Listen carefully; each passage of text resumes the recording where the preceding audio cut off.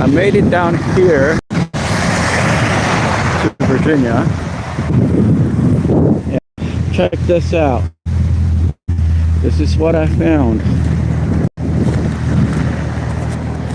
Snow everywhere. And I was just listening to the news the other day, and they said that Virginia, or at least this part of Virginia, Hampton Roads area, haven't had snow at this magnitude for almost 3 years. And it got me thinking, because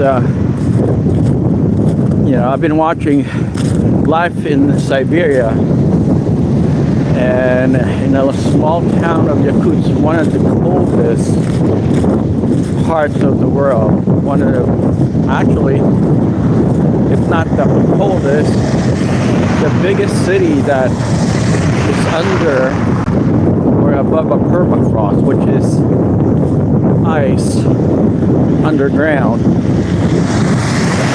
So I figured I'll go for a quick walk and experience what it's like to live and navigate in snow.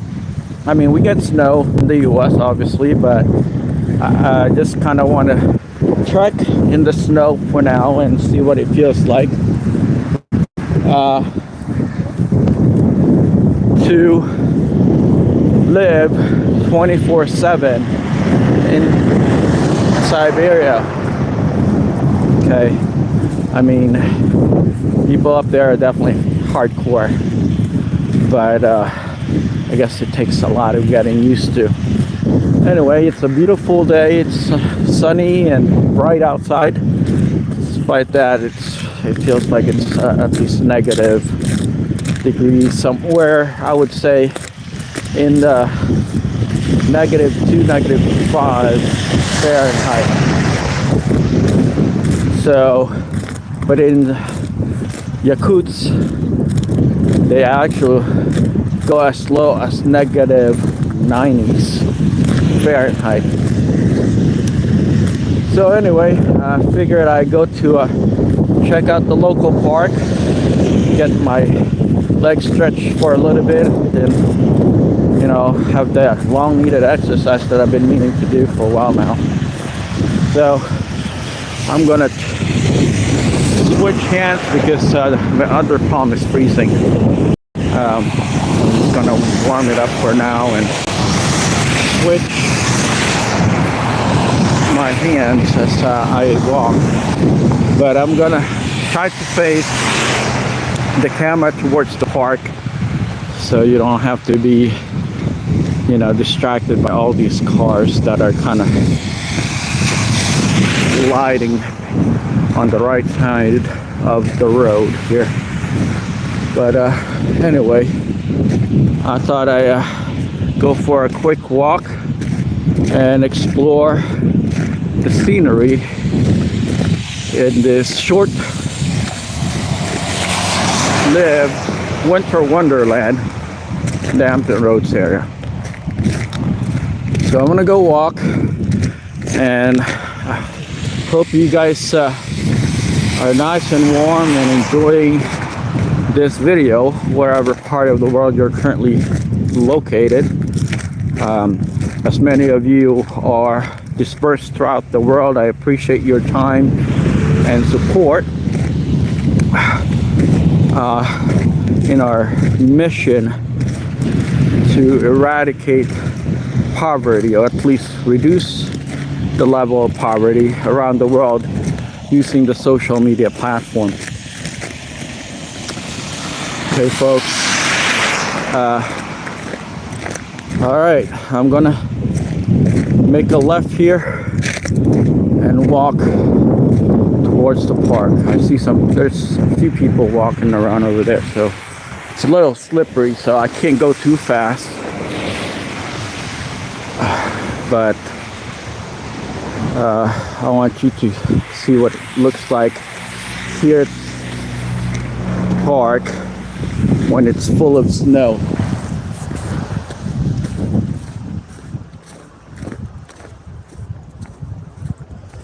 I'm not gonna go in the snow and walk in it because I don't want my boots to get too cold and wet.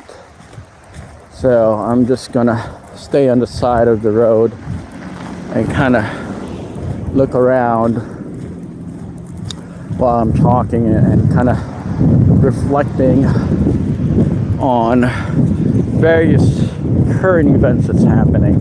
Obviously, one of the most well viewed and well televised current event that took place just a few days ago was the inauguration, Donald Trump's inauguration. He's back in office for a second term.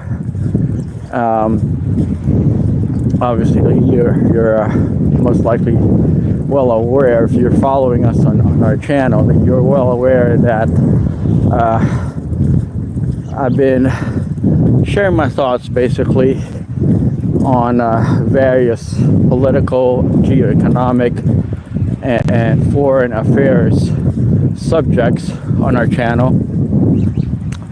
And with this new administration in place, he's definitely going to be operating significantly different than the previous administration, which is probably a good thing in a way.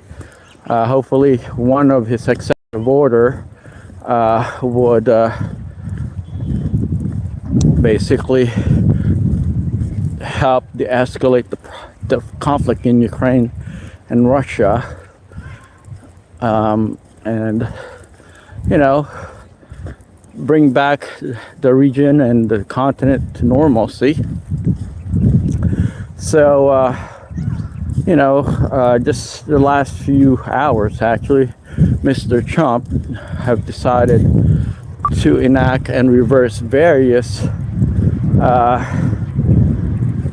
executive orders from the past administration, and he implemented new ones pertaining to his promise. So it's going to be a pretty interesting next couple months and years on Mr. Trump's agenda to make America great again.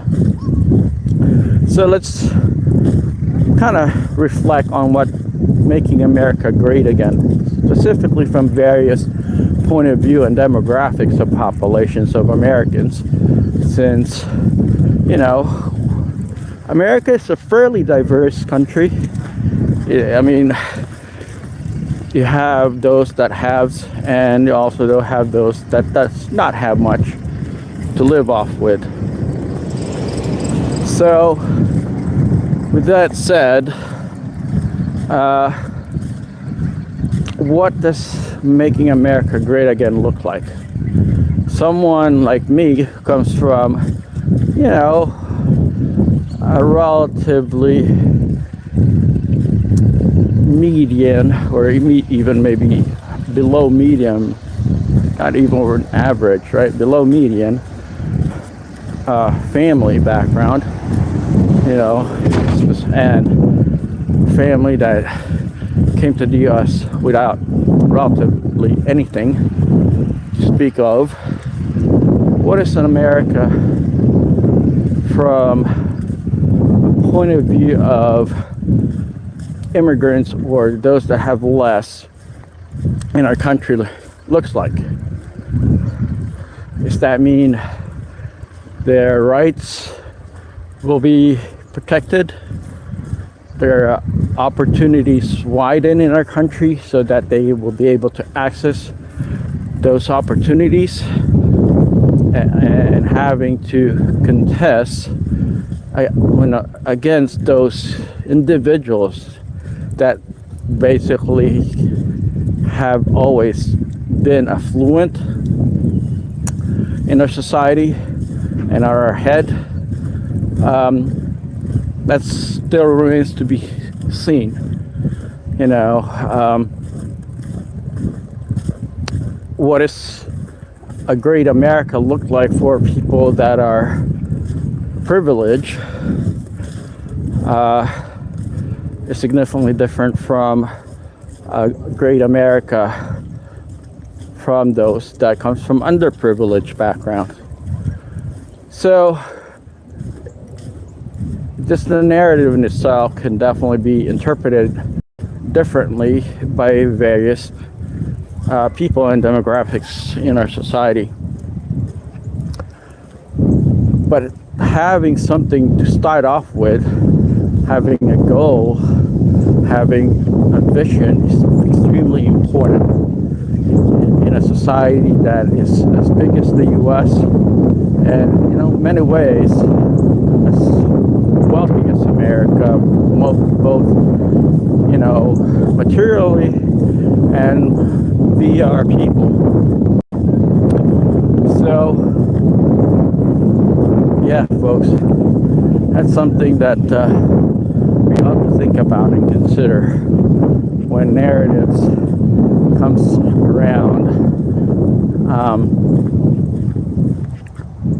Because obviously someone who comes from privilege and has means will see greatness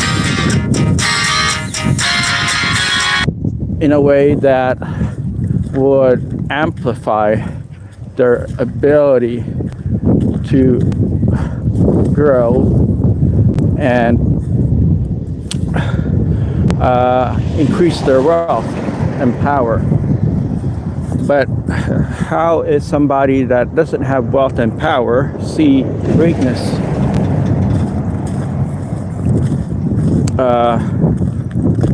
I just figure I opine and review, reflect, and address certain narratives. While I fully understand the Democrats did not deliver much as far as their promises, and reviewing their overall agenda specifically didn't provide any form of indication that they will be able to deliver on their promises.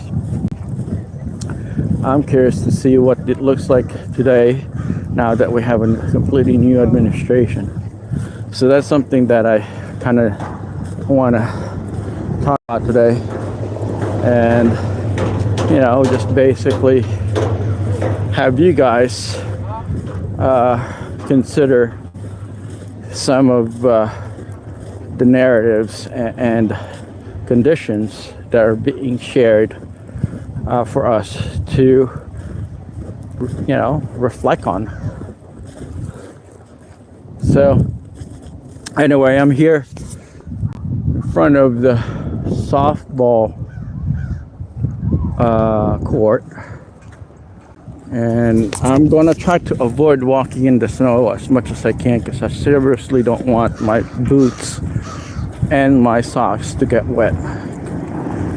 Once they're cold and wet, it's gonna be tough to walk in my boots.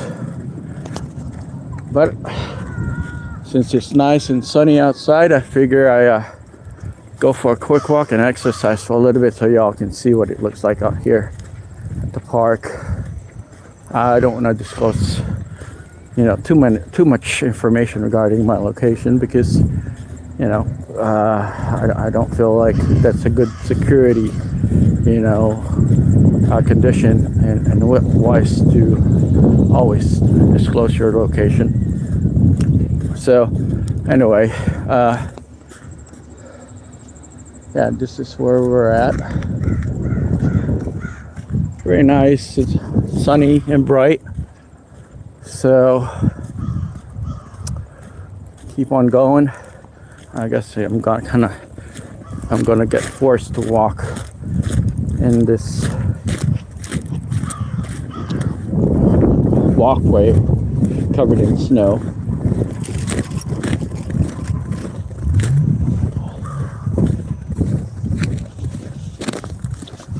But imagine if you were in Siberia and have to deal with this kind of white stuff day in and day out for 7 months. I simply cannot imagine myself dealing with snow for 7 months, and there's no light, no sun. That's tough life. That's really roughing it there. Anyway, so Going back to what making America great looks like.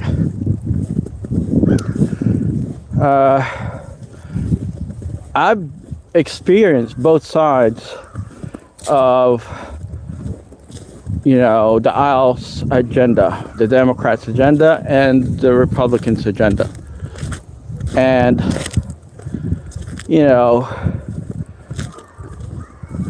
the narrative are pretty appealing. I would say that, promises and certain revelations from politicians that are looking to keep their jobs and be elected and re-elected comes with a lot of really good narratives to talk about and promises, right? But as some people would say, the proof is in the pudding, and you got to know when it's time for the eating. And I have yet to taste any of the promises that are provided by either party. And I'm not talking about, grand, overly, prefabricated type of promises. I'm just looking for basic, solutions to pre-existing conditions that not just me, I think a lot of Americans, millions of Americans are having to deal with. Because we don't come from privilege, we actually have to bust our behind to advance in a society the size of America. But not everybody has had those type of privileges or access to opportunities.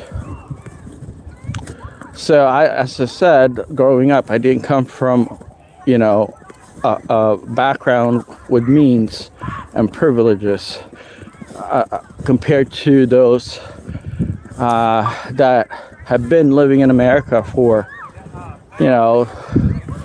4 generations, 3 generations even, because they've managed to establish their wealth and their overall network in order for them to access opportunities. People that are from second or first generation, families actually starts way behind the starting line. When you have a group of people that are already at the front lines and you're having to run towards a goal where you're already behind, significantly behind, it's a totally different, society, and totally different, what I want to say, a totally different ball game when you're already behind and you're having to deal with or compete against those that are already farther ahead. So I guess that's what I want to talk about as far as the narrative of making America great again. So check out these kids. They're sledging and enjoying time off from school.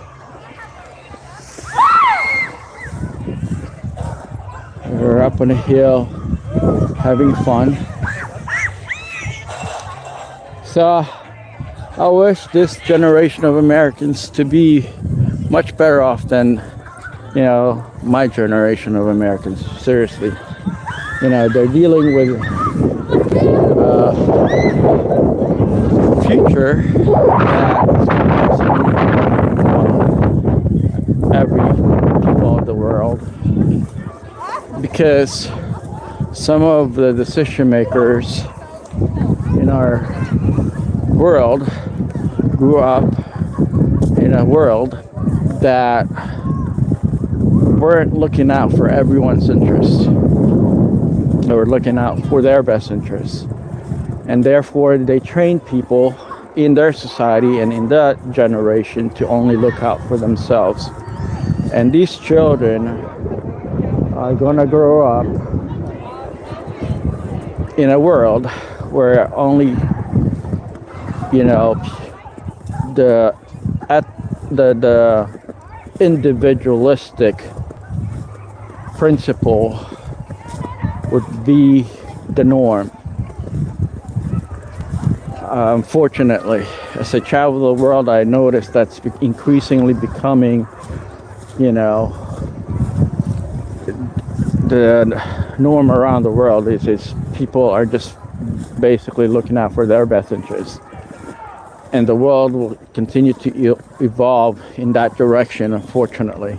And therefore, the younger populations, these children, are up against a society and a world that is going to be more individualistic than this generation, my generation, or previous generation, or the generations of the past, our grandparents, our parents, and great-grandparents.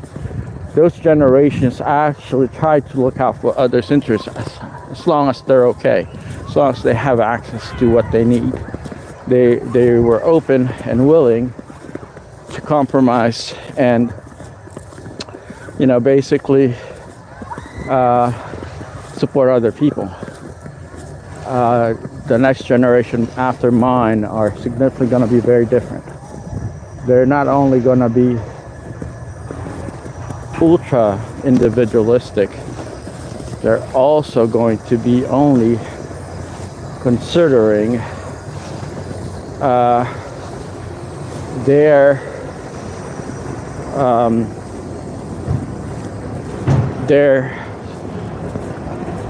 social status, and they're only going to be looking out for their best interests. So that's something that I want you guys to reflect on, okay, folks? But you know, that's just how the world has evolved in today's reality. So we got flowers right there clearing up the parking lot. So let's go back to the subject of making America great again. What is, you know, the metrics? How do we measure greatness as a society? Does it mean a society that's powerful, affluent, and continues to be the envy of the world? Is that what makes people great?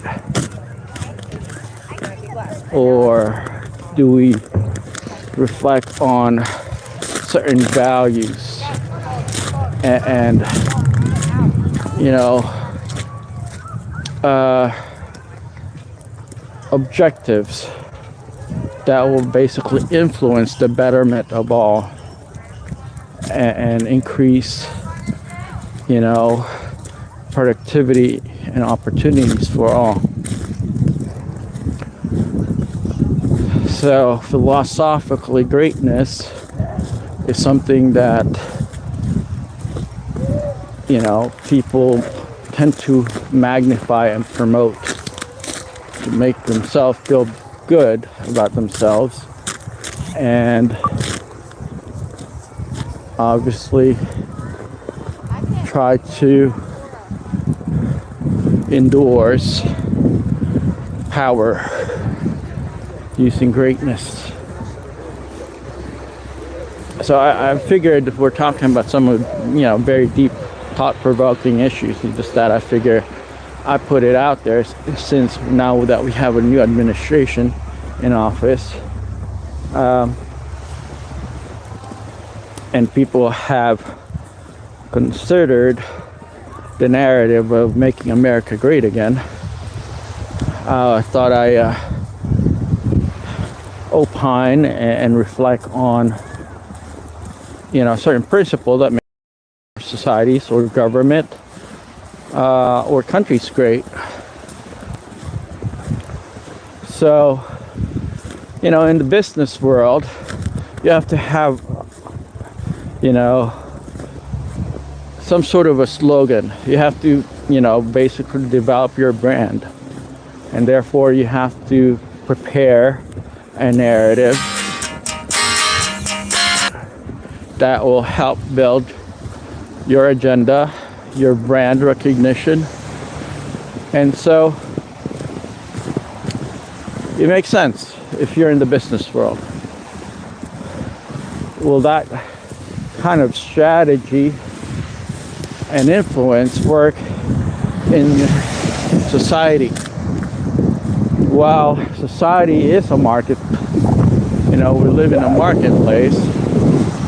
Unfortunately, I didn't learn about this until I was in government, until I served in the government from a business background. I have an MBA in business, right? So I've learned, and I think many of these business executives that are now joining the Trump administration from a business background that are fairly well off businesses, these are billionaires, will learn that government work doesn't always operate as a business environment. And that's just the reality of government. So going back to the narrative of making America great again, from a business perspective, that basically is done via policy that is specifically tailored to advance a strategy, regardless if there's going to be pushback or people not fully supporting an agenda, in a business setting. You have your employees that you pay to basically do what you ask them to do and meet certain prerequisites and requirements and benchmarks, because that's how business are supposed to be done. Businesses are by far profit driven.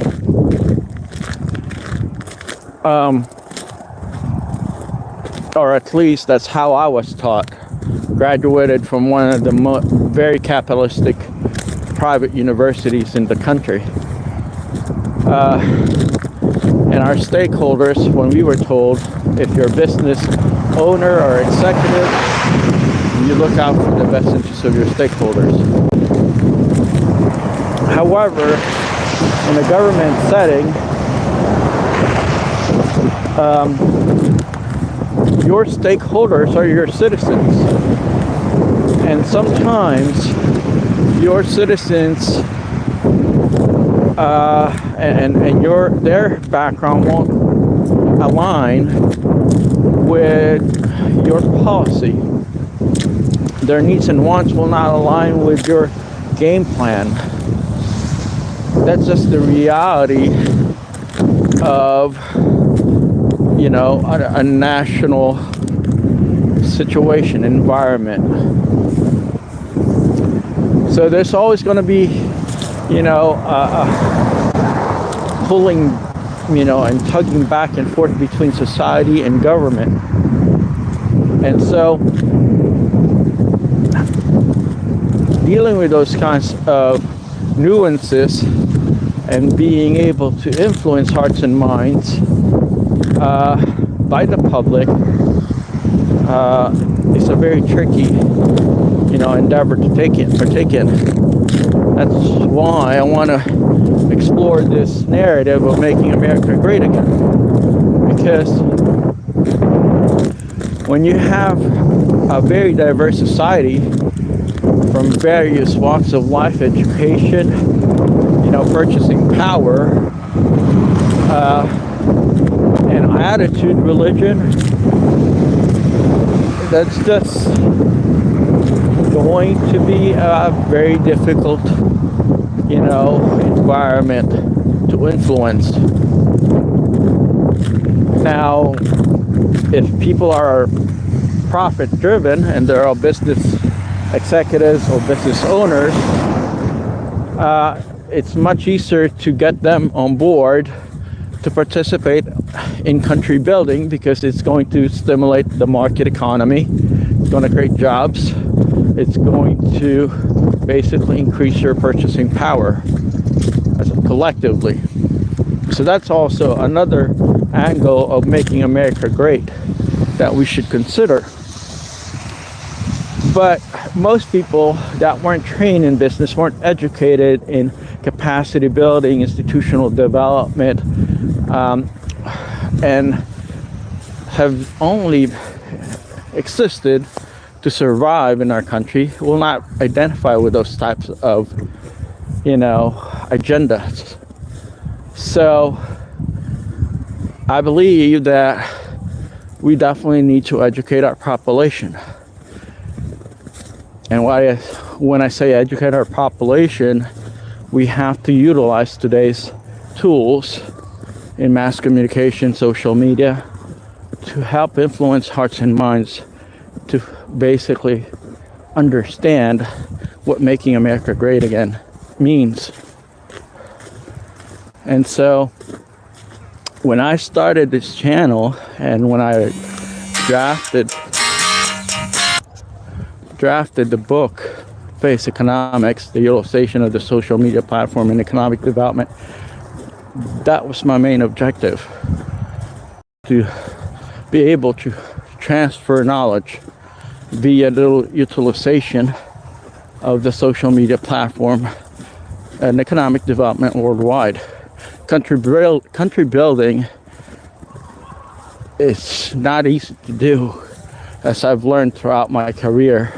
And I've been doing, what I've been doing for almost 2 decades now. So going back to the narrative of making America great again,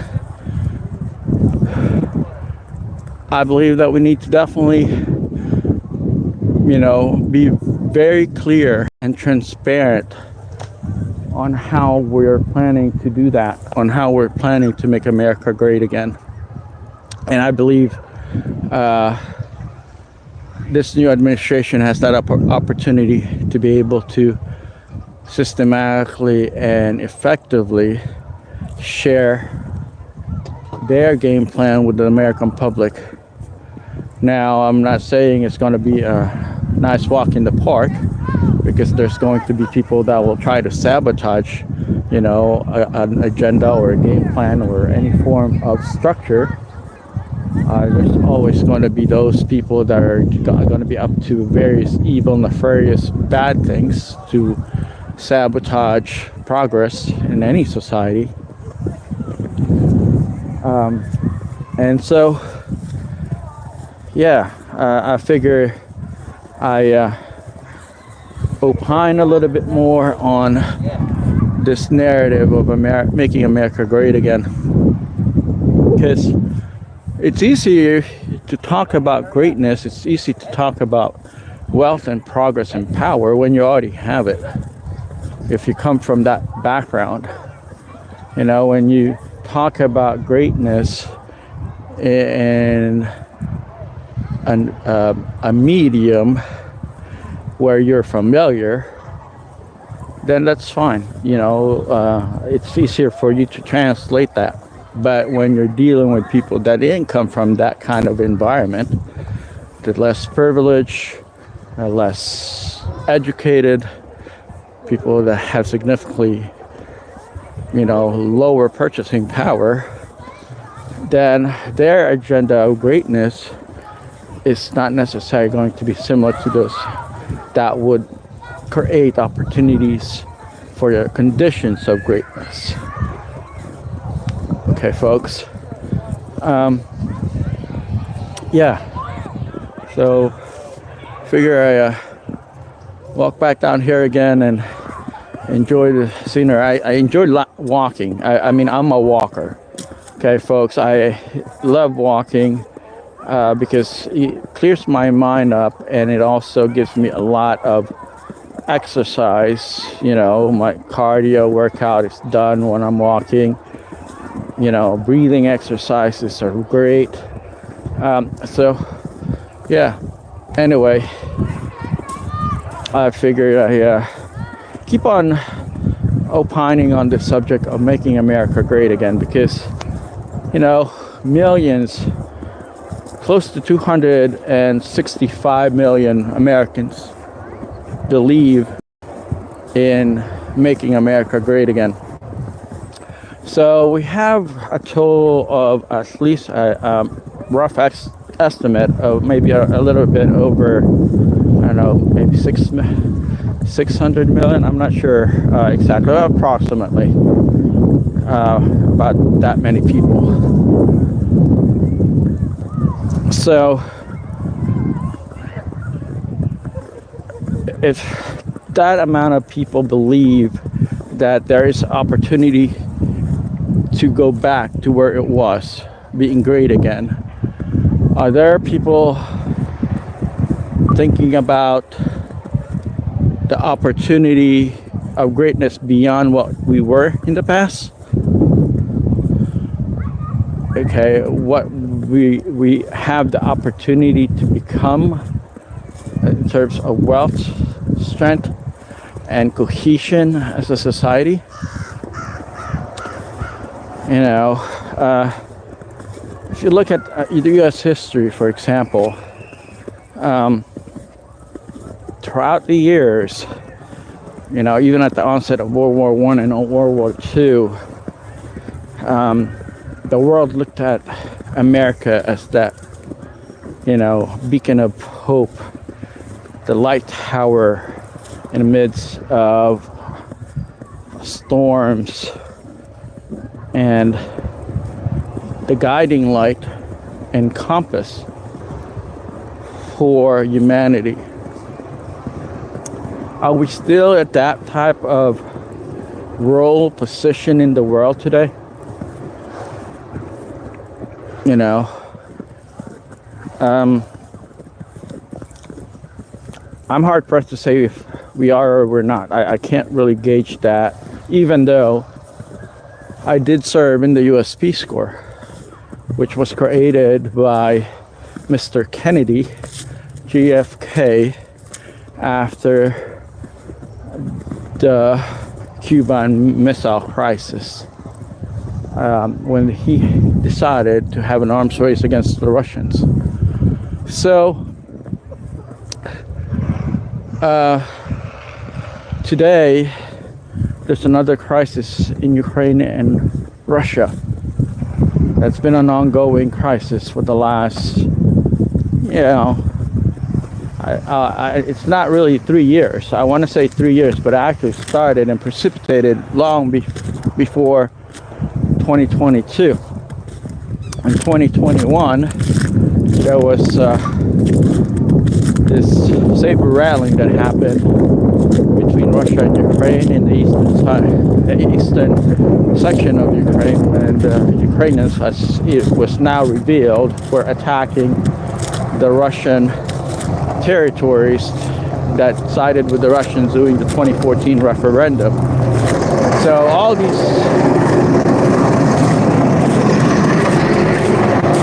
this info are now becoming public knowledge, right? Like, people at the onset of this war in 2022 weren't aware of this, but now all these new information that were basically kept away from public knowledge, in us at least, are now starting to surface. So imagine what else is going to be surfacing now that we have a new administration. Okay, folks.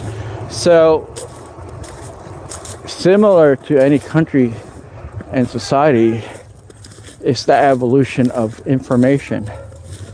And so the more information becomes available, the more aware the world's going to be and the public will be.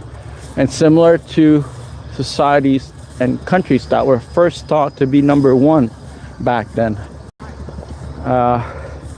Information about the way that they view the world to be, and the narrative that they used to influence hearts and minds, and how they operate is now being revealed, declassified. So, were we great back then as a country when information was withheld by us from the rest of the world, from the public? Okay, so we're here at the skateboarding rink. There's some children there. Guess they're gonna be sliding on their tubes and their little snowboards over here. So yeah, anyway, they've got these ramps to slide off from. So check those out. Fortunately, the snow melted away already in some of them, but it looks like they're still able to find some slick areas to slide down on and kind of check things out. Anyway, yeah, so now that information is widely available via social media and the World Wide Web and Google, artificial intelligence, data mining, our greatness back then, the type of greatness that is considered great by the world standards today. I'm curious to know if that's the type of greatness that was the standard that we're saying greatness today ought to be. If y'all follow history, Russia and Germany fought each other. The Russians actually went against the Nazis, and the Russians were our allies against the Nazis. The US allies that supported us to fight the Nazis back then. So, does that mean we as a country and society will return to the Russian Federation as a partner in world security? Because think about it, back then, if we're gonna make America great again, back then we were allies with the Russians against the Nazis in Germany. So how far back takes us to making America great again? Have you all thought about that? What history, what point of era in American history do we go back to making America great again? Okay, folks, so I'm going to be walking in this virgin snow. It's going to be interesting since I'm starting to feel my socks just get a little damp with snow, and it's going to be interesting for me to walk back when my foot is freezing. But I enjoy this talk and I enjoy walking in this park. Very tranquil, quiet, and I enjoy the scenery of all these snow. So I figured I do another round. But again, folks, thank you for joining me. My name is Al Mino. I'm the concept author of Faceconomics, the utilization of the social media platform in economic development worldwide. So going back to our subject of making America great again. Do we go back to an America that was only good and great for a few Americans? the privileged ones, the one from, backgrounds that have always been prominent, wealthy, and powerful in our country, a background of mostly ethnic European descent. Is that what American greatness looks like? We have to have just one group of people to be labeled great as a society because they are purchasing power, has maximum, the magnitude have exponentially increased for them and for their business. Is that what makes America great? So I'm not trying to take sides. I'm not, the person that wants to promote just one narrative. I want to explore both sides of the narrative, the Democrat, Republican. I actually run as an independent U.S. Senate candidate. I have worked for Democrat and Republican politicians.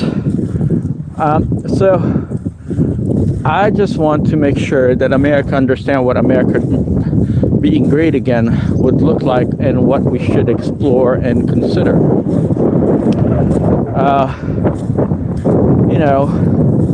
Throughout U.S. history, America, if we go all the way back to Jefferson to, Benjamin Franklin, Washington, even some of our generals, they weren't all that great.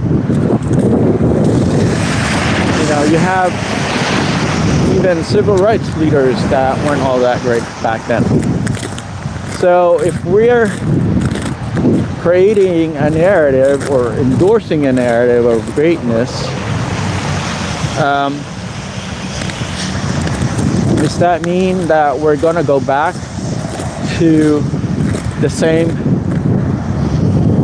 conditions as the past, where the people that were leading us weren't all that great to begin with?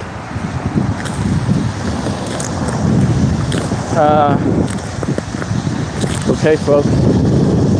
So, just something that I thought I'd put out there and have you guys consider and opine. Feel free to share your thoughts at the bottom section of our description. I'm obviously just opining and reflecting on certain narrative that I've been hearing now that we have a new administration in office.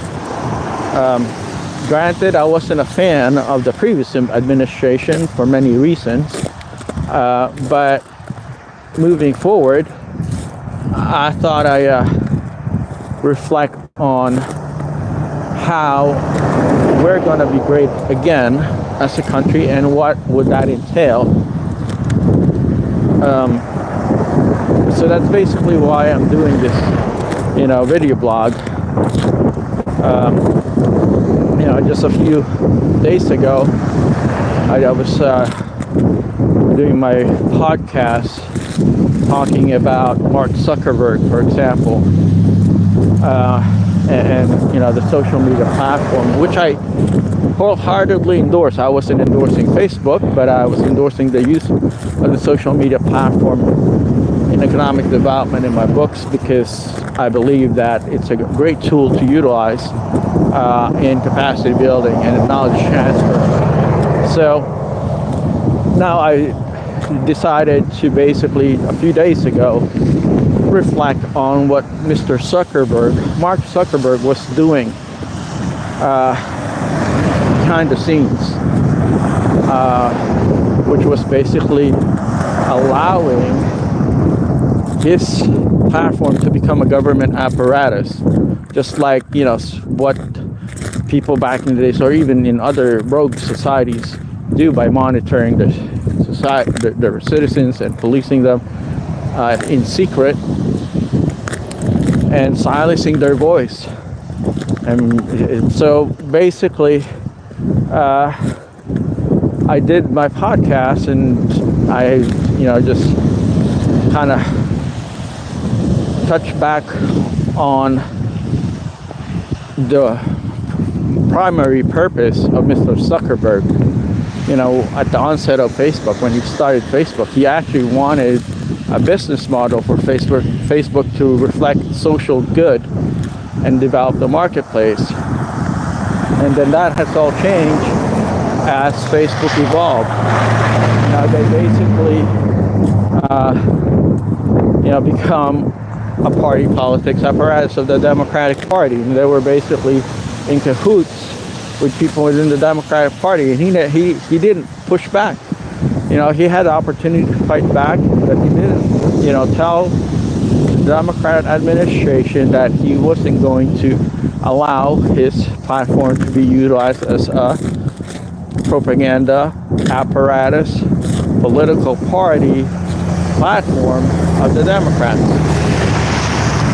So yeah, folks, that's what I basically spoke about in my podcast, and I've actually created a petition. I started endorsing a petition to hold Mr. Mark Zuckerberg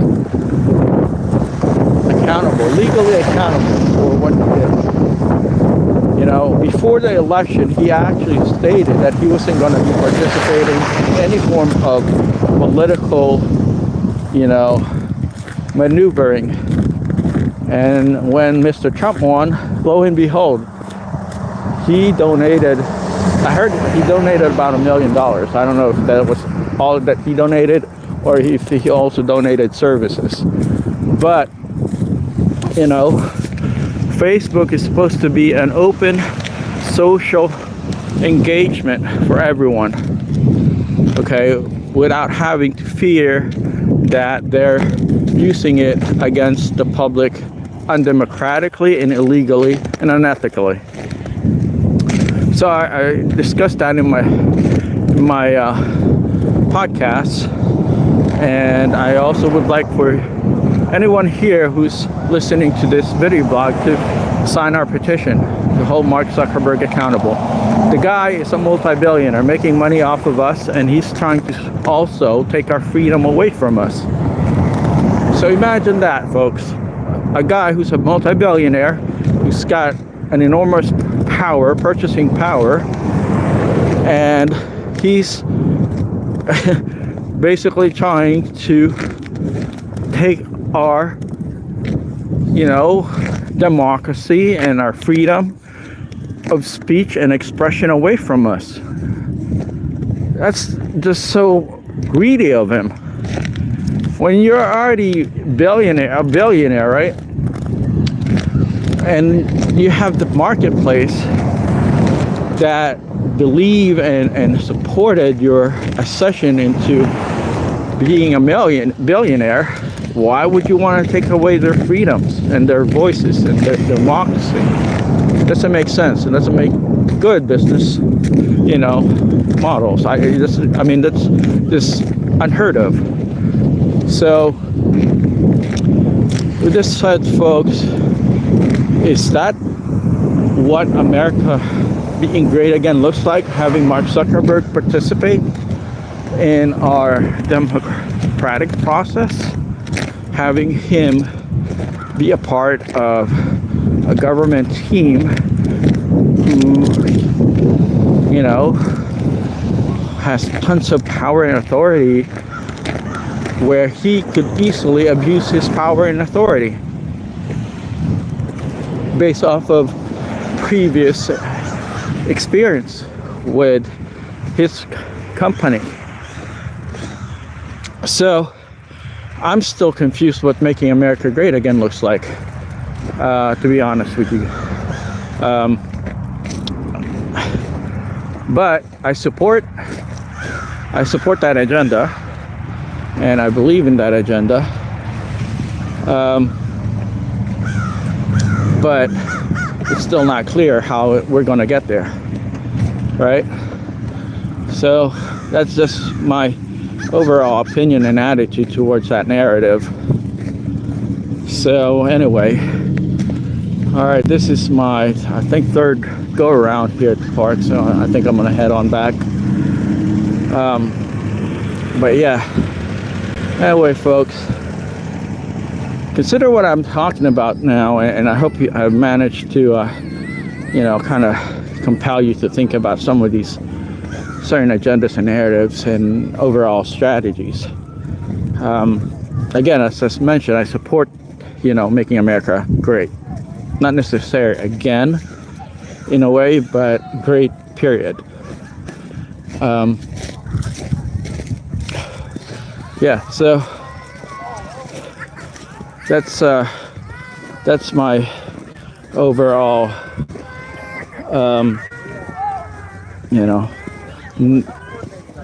opining session with you guys for today. So again, we're back to, these children enjoying their days off from school.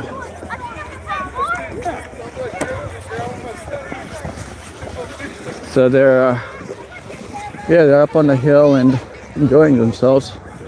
And as I mentioned earlier, the future for these children is going to be significantly different than the future that we grew up in and that we're living today. There won't be a lot of countries moving forward that are going to be in the same, limited, impoverished, and lack of education situation as, the societies that we grew up in back, 20, 30, 40 years ago. Every country's majority of them, at least, will have, similar, if not better, life circumstances and conditions, comparatively speaking, with the West. So that's just the reality of the world as the world evolves, and will continue to evolve regardless if we agree with it or not. So yeah, that's just how things are, right, folks?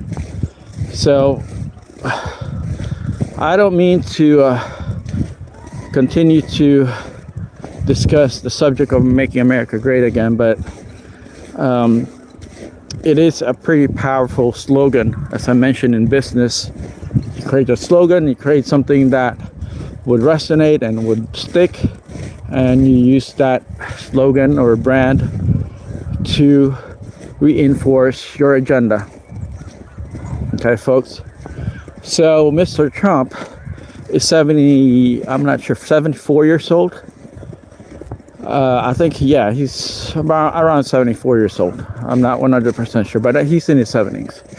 So the America that he grew up in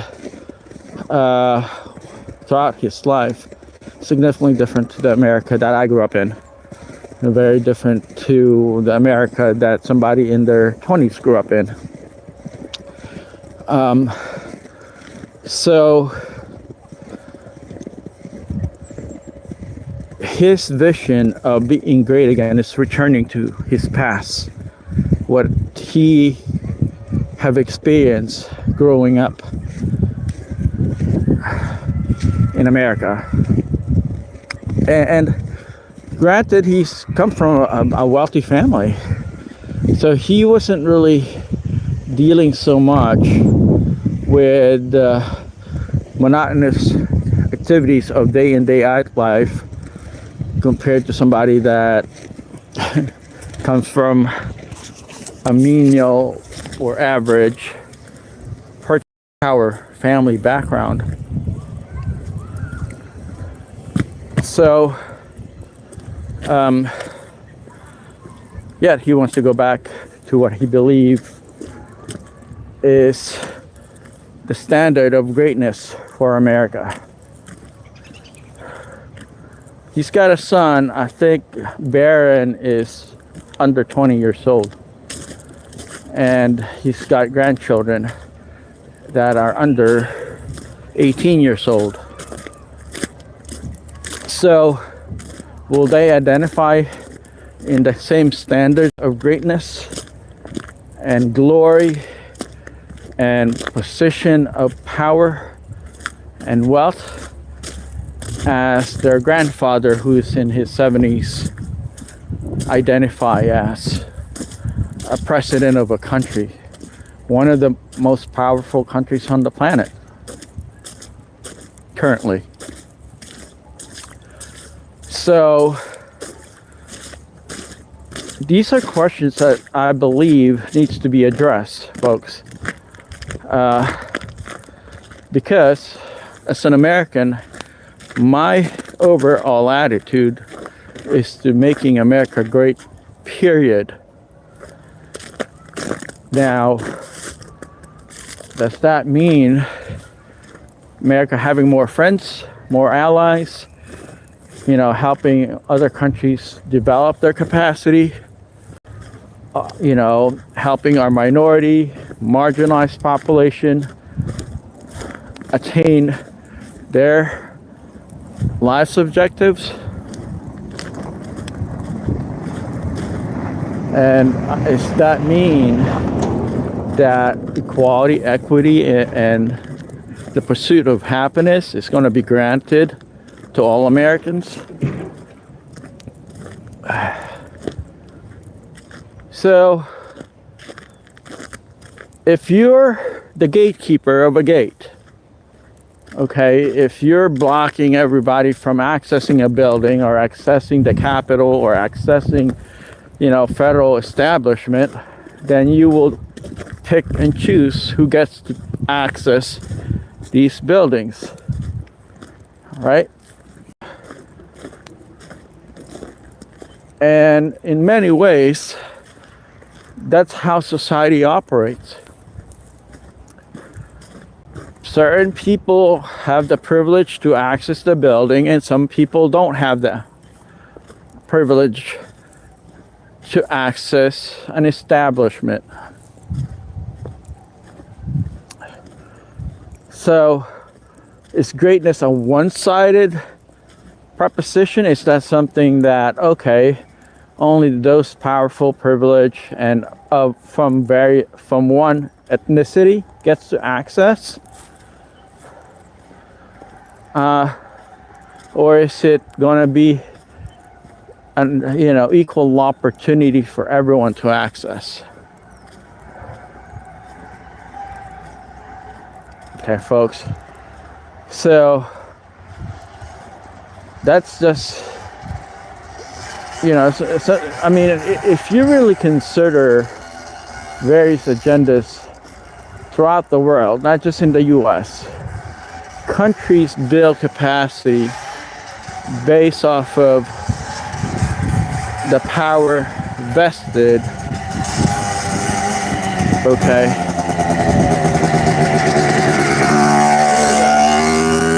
vested to them by the electorate, by people that don't have the means, don't have the privileges, don't have equal opportunity, don't have the same,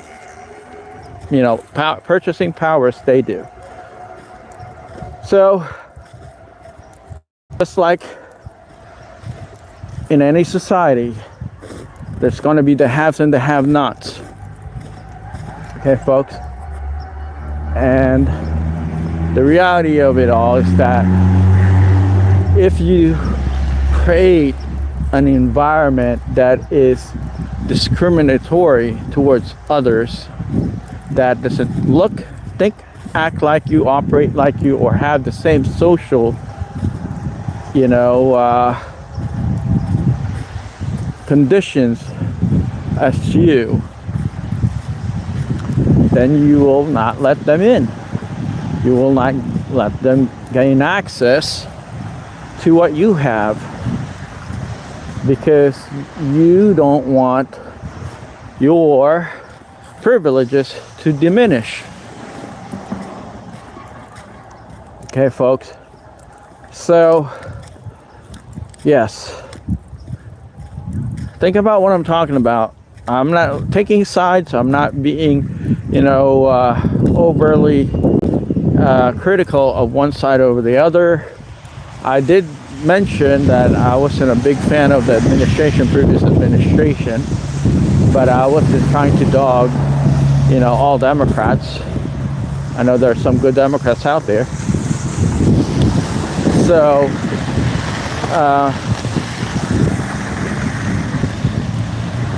I just wanted to make sure that someone from an underprivileged, marginalized background like myself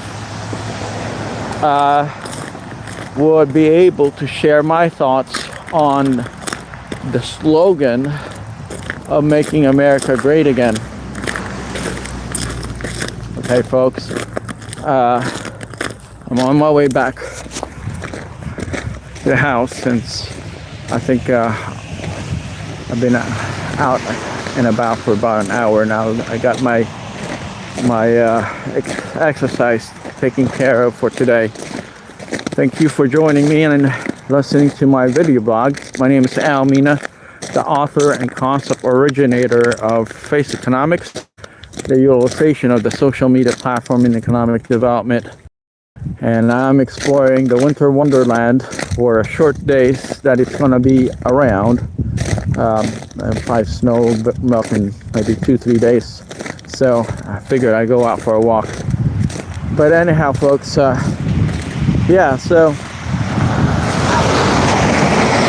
think about, the narratives that we're exploring, the slogan of making America great again as it pertains to you. Because America consists of a very diverse population. So to sum it all up, okay, before I let you all go, been talking for an hour now.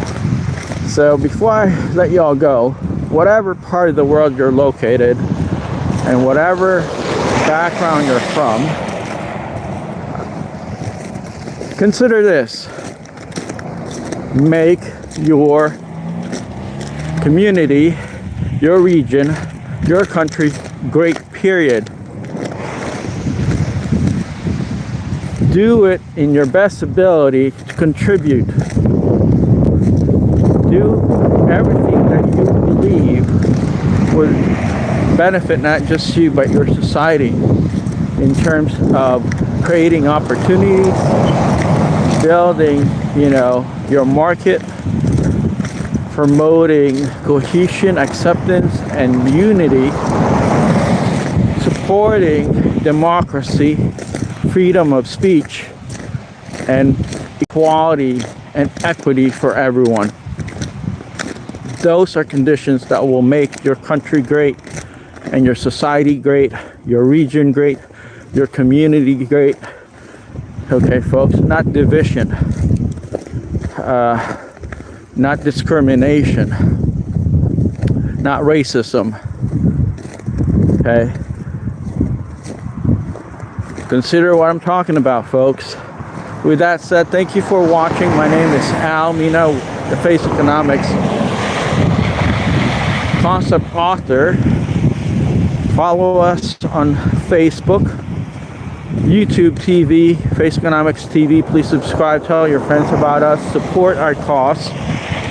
We're now on BitChute, Locals, Odyssey, and X.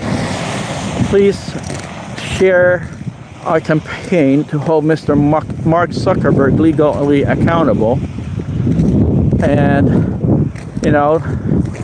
help us by helping you. With this is, folk, thank you so much. Till we meet again, take care.